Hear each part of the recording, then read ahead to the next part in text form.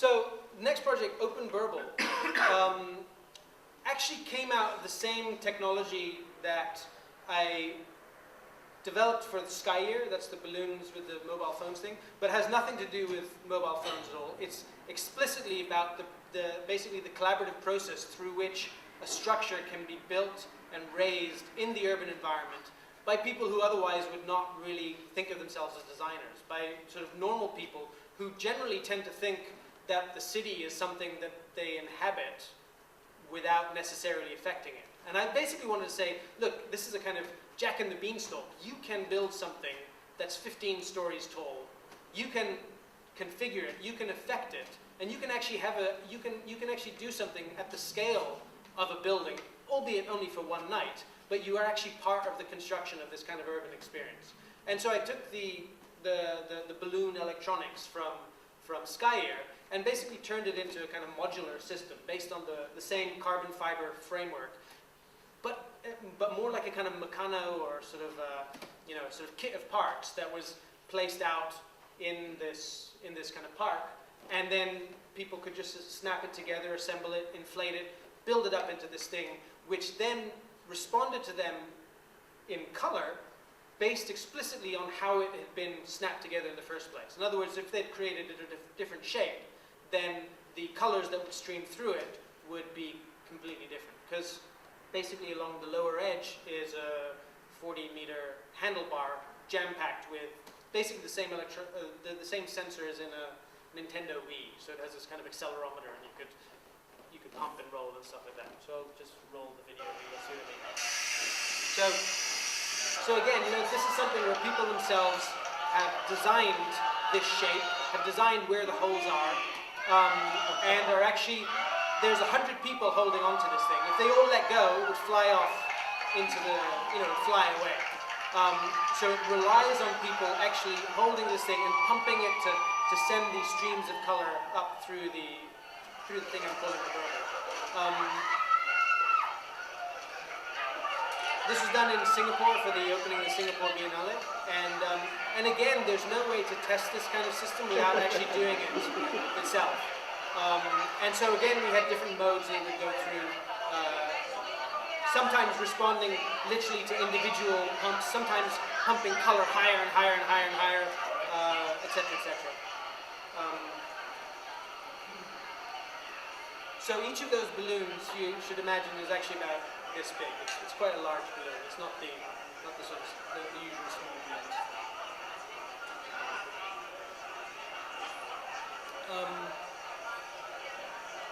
That was Open Burble.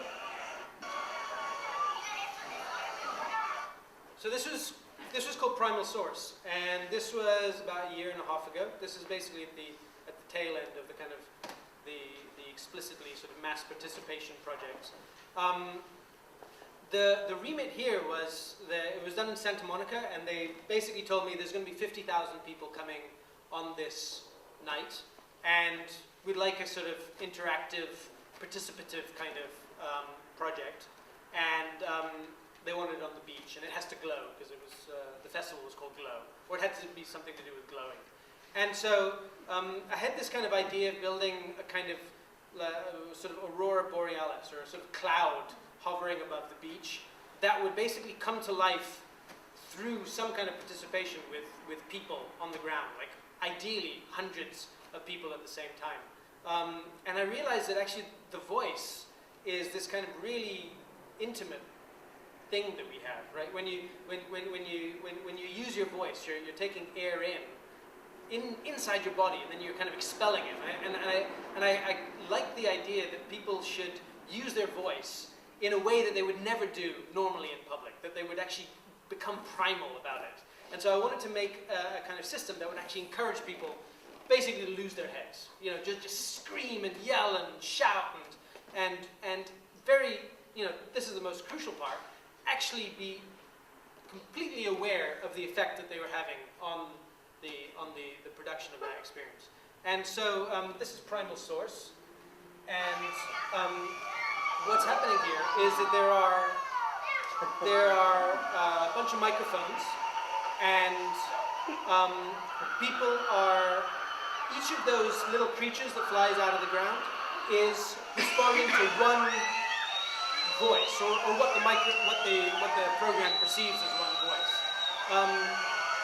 And essentially, these creatures fly out of the ground up into what I was calling a mouth. And at that point, if you like, the challenge was to get the sound to respond so quickly, to get the projection to respond so quickly to a person that they causally linked what they were doing to this sudden movement.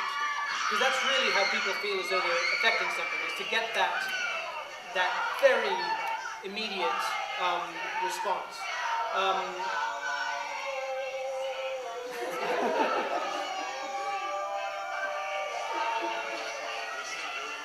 So the funny thing was that what I hadn't anticipated, of course, was that many thousands of people came actually at the same time. And so basically 5 or 6 rows deep of people, they had no idea there were microphones in the front, and they just thought people were going wild over this kind of visuals. And so the further back you go, you'd sort of hear people saying things like, but art is supposed to be experienced in quiet contemplation, right? And it was kind of nice. But what I really enjoy about being able to do this kind of project is that I can actually go out and wander around and listen to what people are saying, and actually become part of that crowd for a moment, and really sort of hear the bad things they say and also the good things. So that's a kind of, somebody has pointed out to me that there is a psychological phenomenon going on here that has something to do with me wanting not to be associated with my work somehow, actually put all of the design responsibility onto other people, put all of the all the production responsibility onto members of the public, not sort of be... In business we call it crowdsourcing. Okay, crowdsourcing, there you go.